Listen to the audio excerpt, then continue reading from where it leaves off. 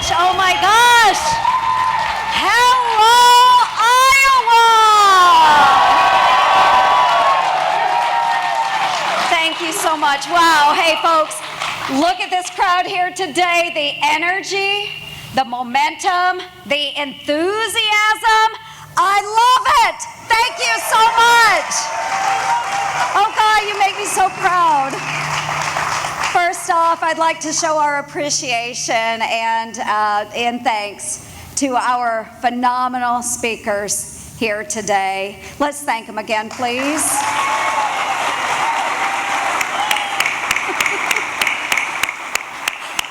A great big thank you to my partner in crime and my mentor, Senator Chuck Grassley.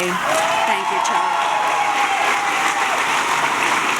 I am so blessed to have Senator Grassley as my mentor, my friend, and folks, we are blessed to have him as a senator, but also as our President Pro Tem of the United States Senate. Thank you for your service, Chuck. Thank you. And to my dear friend and our outstanding governor of the great state of Iowa, Kim Reynolds. Thank you. Love you, Kim. Thank you. And then also a very, very special thank you to Ambassador Nikki Haley. Thank you for making this trip. Thank you. She's also the governor of, the former governor of the great state of South Carolina, much like Iowa. Wonderful folks. I know they love you, Nikki. We love you in Iowa as well. Thank you for being here with us. Okay, we are kicking off a campaign and we are going to celebrate victory here today, folks. So get ready. These are incredibly strong leaders that we have right here in front of us. Leaders who never relent in the face of adversity. They always forge ahead. They come out on top. And I am proud to stand shoulder to shoulder with these folks as we fight to protect, to preserve, and to promote the values our nation was founded upon.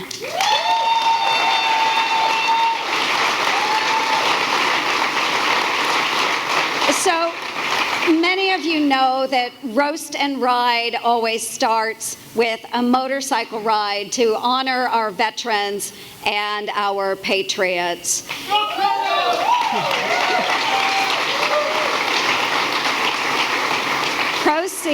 Proceeds from this year's ride benefit Retrieving Freedom, a nonprofit organization with operations right here in our home state of Iowa that focus on training service dogs to assist veterans and children with autism. Thank you, Senator. Yeah.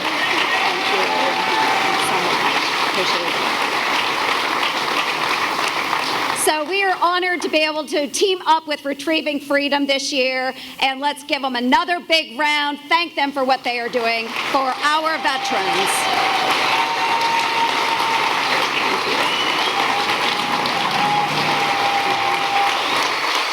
Thank you to them. Thank you so much. Thank you. And I'd also like all of our veterans that are out there today, wave your cap, wave your hand, because I want to thank all of you for what you have done.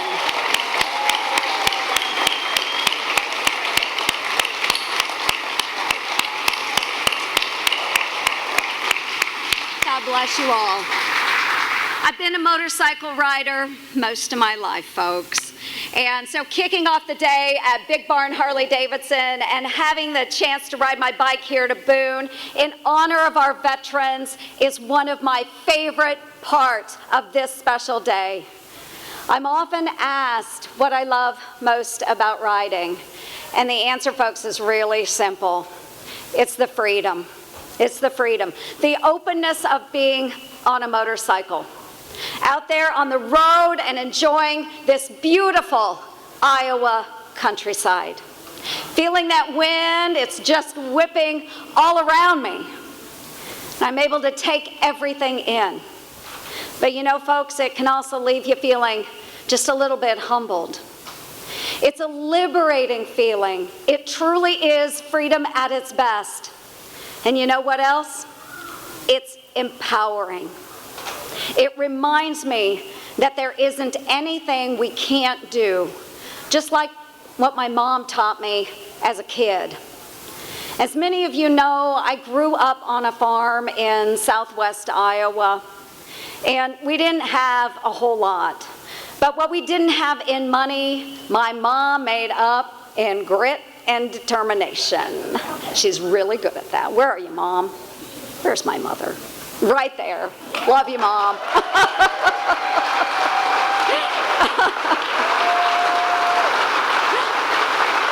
My mother, with 3 rowdy kids. She always encouraged us, and if something was particularly challenging, she'd say, Joni, we'll figure out a way. If this is what you believe in, we'll make it happen. I've carried that determined spirit with me throughout my years, and it is something that I have tried to teach my beautiful daughter, Libby. This resolve is not one that's unique to my family. It's a way of life for all of us that call Iowa home. So, thank you.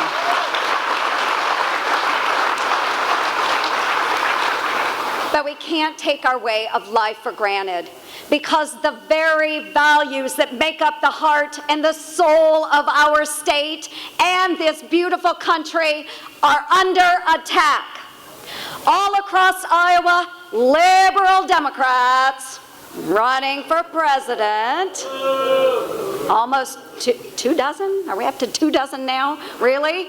Almost 2 dozen of them are advocating for a socialist agenda. Candidates like Mayor Pete want to abolish the Electoral College. I think Jeff had a few strong opinions about that. Yeah, thank you, Jeff. Which, if we did away with the Electoral College, would silence our voices right here in Iowa. Another candidate wants to impose, get this, universal basic income, which would mean the government would give every American citizen the age of 18 and older $1,000 a month. Can you imagine the price tag on that? Meanwhile, Sleepy Joe Biden told the crowd right here in Iowa that China is not competition for us.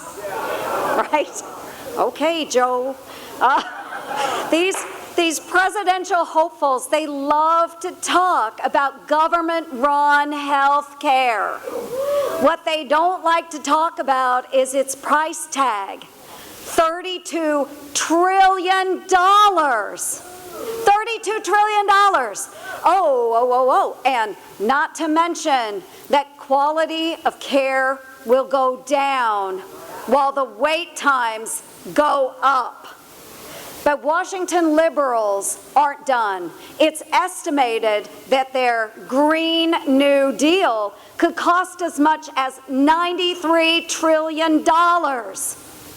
It's a disastrous plan that will hurt our family farms. It will crush our jobs here in Iowa, and it will eliminate the car or truck or motorcycle that you rode here to Boone.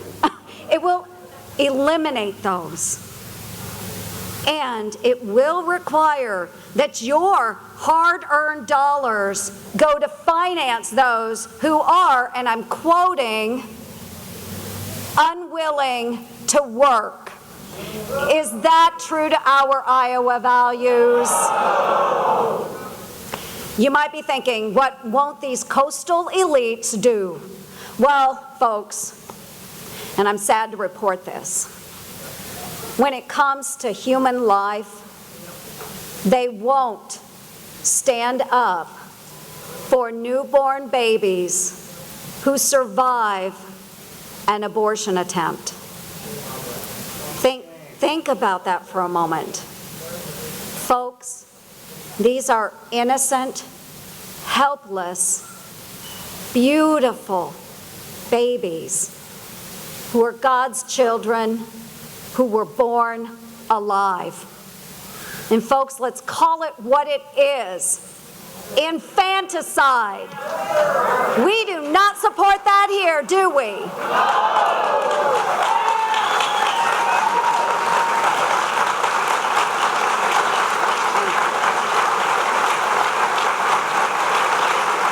That's right. That's right. Folks, you can't make this stuff up. It is absolutely disgusting. But make no mistake, the forces of the radical socialist left are on the march all across our state and across our nation. We must do our part to defeat them. So thank you. So folks, I'm asking all of you, can I count on your help to stop them? That's right. I knew you would. Because folks, I need all the help I can get. And our freedoms are quite literally under attack. Because the radical left will stop at nothing until socialism has spread from coast to coast. And because, folks, we all know that there is a better way. And that is why I am so proud to announce to all of you today my campaign to return to the United States Senate.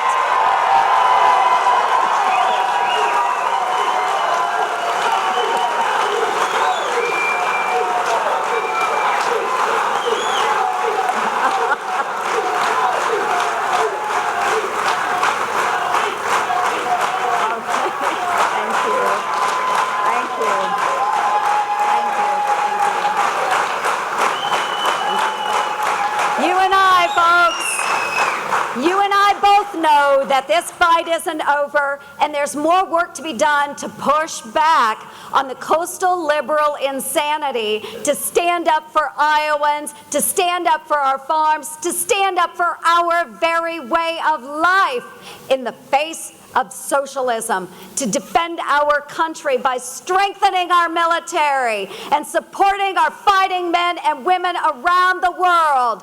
And lastly, to make them squeal!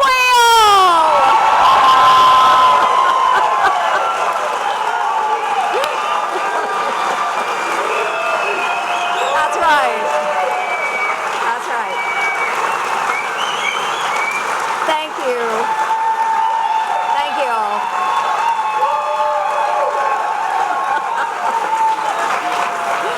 From the very beginning, I've been challenging the status quo.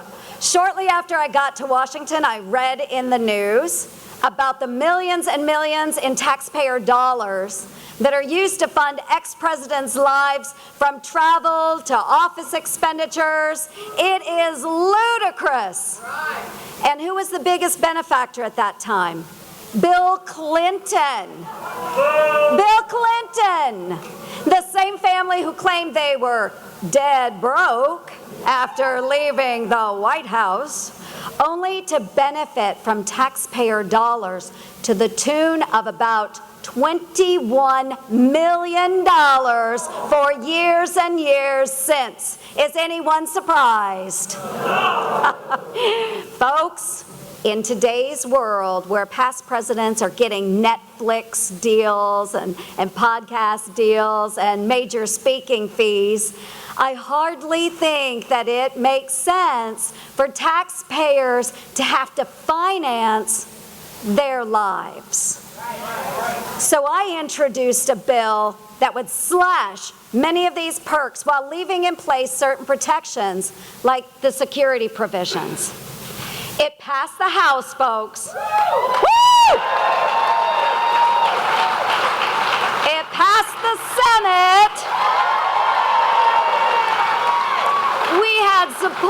from both Democrats and Republicans.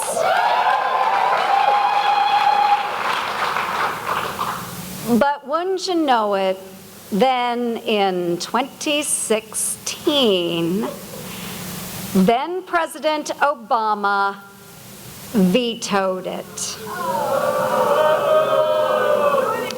The same president who would soon be on his way out the door in just a few months. Coincidentally, who do you think is now the biggest benefactor of those perks? Obama. Yes. So who said, do it again? Well, folks, we aren't letting up that easily, which is why I am pushing to cut presidential perks again. I am not backing down. I am not backing down. And after all, we have a Republican in the White House who donates his salary and understands that this job, this great honor of serving our country, isn't intended to make our presidents millionaires.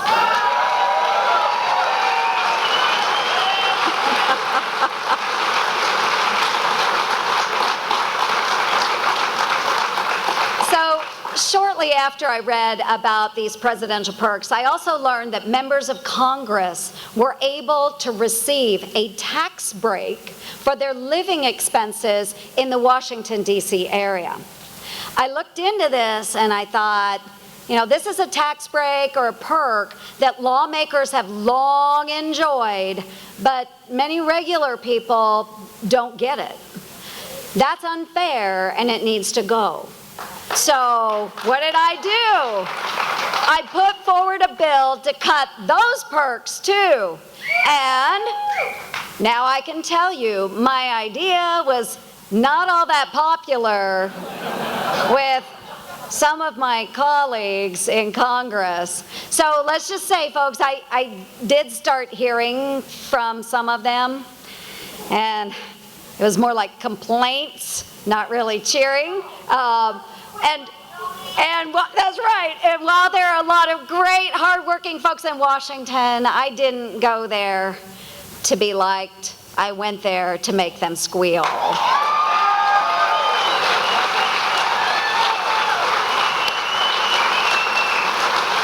So I did. I worked this one pretty hard. I pushed hard.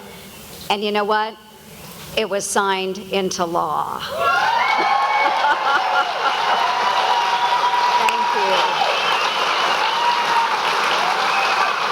And can anybody tell me what the name of that act was?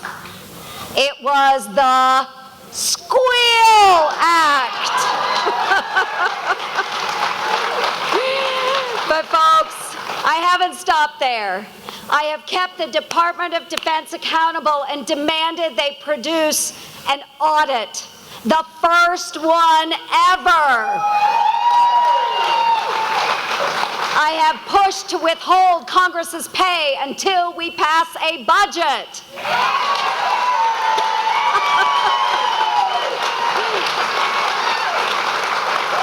And, thank you. And I have successfully held Congress's feet to the fire and demanded that they skip vacation and do their job.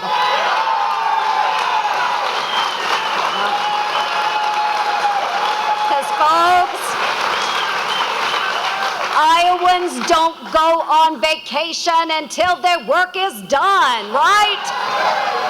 We expect the same from our elected officials in Washington.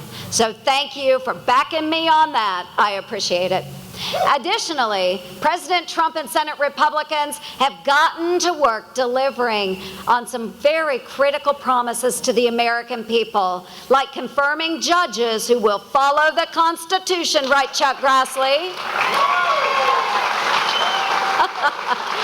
and making sure that they do not legislate from the bench. And of course, we've worked with the president to help grow the economy from rolling back harmful regulation to, of course, tax reform.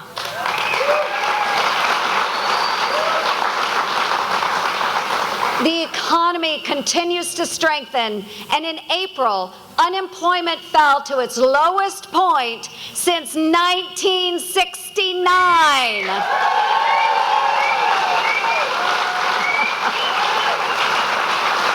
Families are taxed less and are keeping more of their hard-earned dollars. Folks, we are the envy of the world.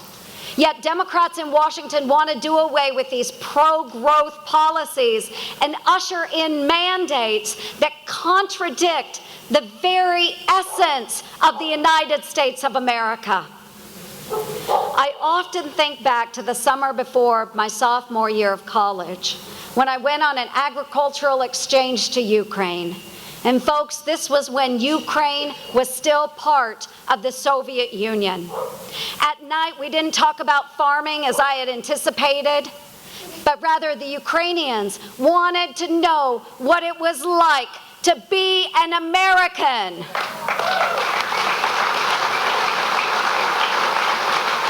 They wanted to know what it was like to live in a country where you are free. I saw firsthand what it was like to live without freedom. And I decided then and there to dedicate my life to protecting our freedom. So when I got home, I joined the Army Reserve Officer Training Corps. And for more than 23 years, I had the privilege of serving our great nation while working alongside of our country's finest soldiers.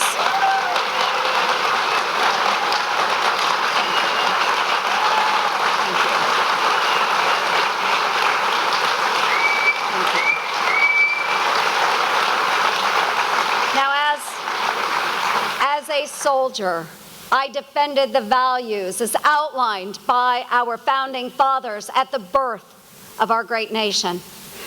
When politicians talk about boots on the ground, I know what that means because it was my boots and the boots of my soldiers in a combat zone. I understand the threats we face and have the judgment and the know-how to keep America safe and strong.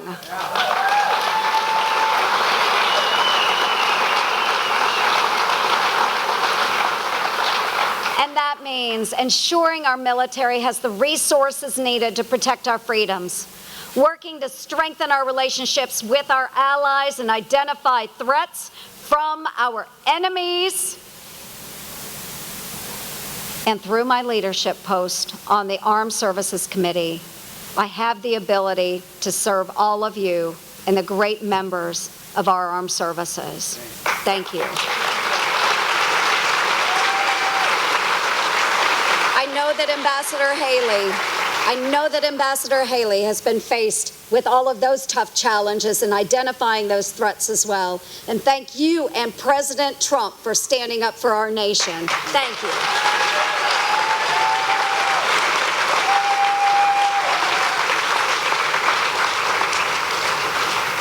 I know it is so important, and this president has made it known, that we need to continue to advocate for increased border security to keep our Iowa communities and the rest of the United States safe from harm.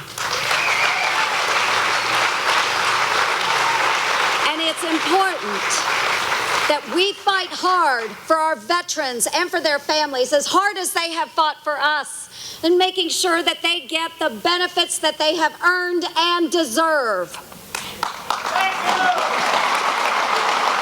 Thank you. Thank you.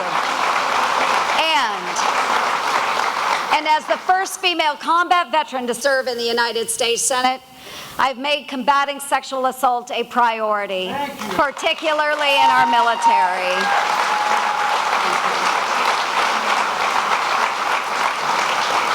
Working across the aisle to challenge and change the out-of-touch ways of Washington, I've successfully had efforts signed into law that help change the culture in the military and ensure survivors have the proper supports and care they deserve.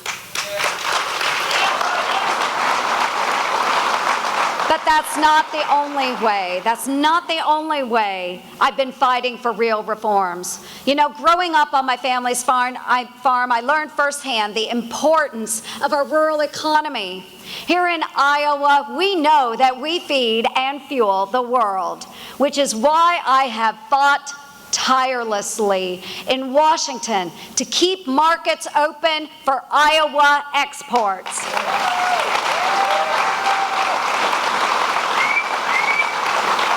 In addition to my efforts to ensure a level playing field for our farmers when it comes to trade, I've also successfully fought to eliminate Obama's WOTUS rule, which would have regulated 97% of Iowa's land.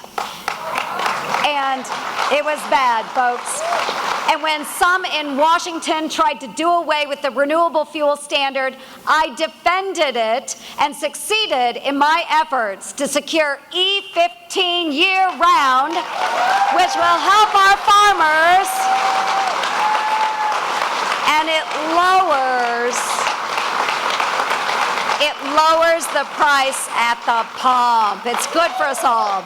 And I'm also working to identify solutions for affordable, quality health care for Iowans. And if we have been able to provide greater, more immediate access to mental health care for rural areas through my efforts to utilize telehealth. Yeah, thank you. Democrat, Republican, or independent, folks, I don't care what letter is next to my colleague's name. I take the examples I hear from Iowans, your stories about the needs of rural Iowa, and I advocate for you. You know, folks, some of the senators in Washington will ask me why I follow Chuck Grassley and do that 99 county tour every year. They say, Joni, forget that 99 county tour. It takes too much time. Well, heck, folks, some of them won't even meet with their constituents when they are visiting Washington, D.C. And therein lies the problem. That disconnect between the constituent and their public servant. How can you push for the needs of the communities in your state when you don't travel across your state and hear straight from those folks? It's that Washington knows best mentality. But you know, you and I know that Iowans know what is best for Iowa.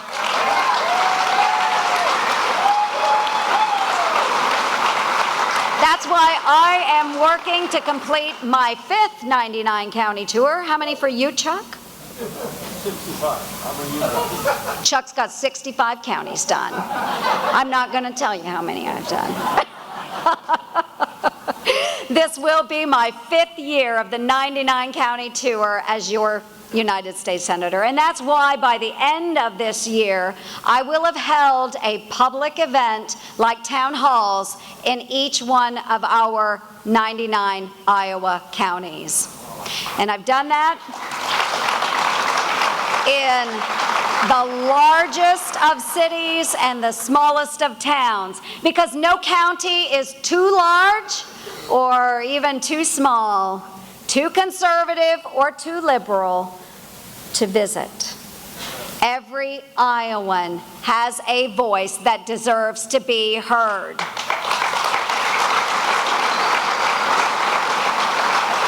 And folks, you know this, I'm not going to sugarcoat it. These are some highly political times, right? During these difficult times, though, I often find myself repeating Psalm 121. I lift my eyes to the hills. Where does my help come from? My help comes from our Lord, the creator of heaven and earth. Amen.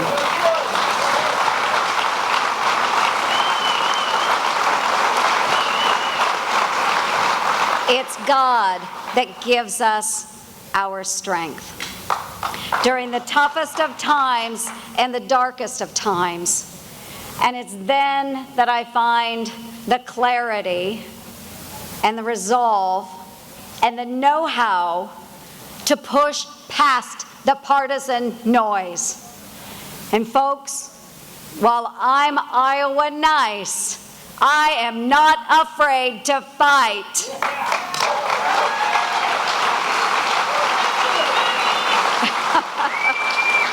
I am not afraid to go out there and tackle these important issues, especially when it comes to our Iowa values. I will never stop standing up as Iowa's tireless defender to ensure we stay the course toward a brighter future with opportunity for all. And today, as I kick off this campaign, I ask you to join me on this mission to stamp out socialism and protect the important balance between government responsibility and individual liberty.